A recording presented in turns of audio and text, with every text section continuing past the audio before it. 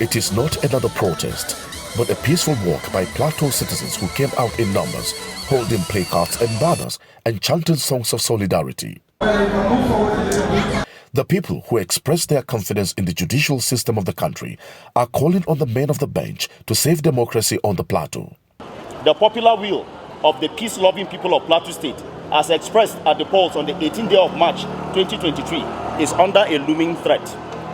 We only ask that the courts recognize and respect the mandate given by the people. We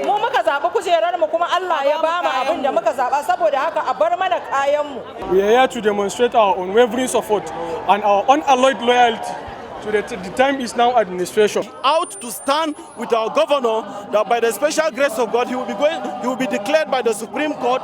They added that in his less than 1 year in office, the Plateau State Governor Caleb Mutfwang has put the state on the right track of development. Governor Caleb Mutfwang, in justifying the mandate given to him and being cognizant of the dreams, hopes and aspirations of his people, immediately swung to the onerous action of governance. Within months after his inauguration, his administration, through the agency of God's will and the support and partnership of relevant bodies, made tangible progress in providing security, roads and amenities. Indeed, the people of Plateau State have, within a short space of time, witnessed the dividends of exemplary leadership, a quality which the state has been bereft of.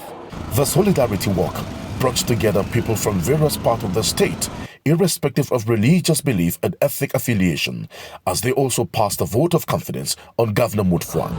Damasani, Dan Kwada,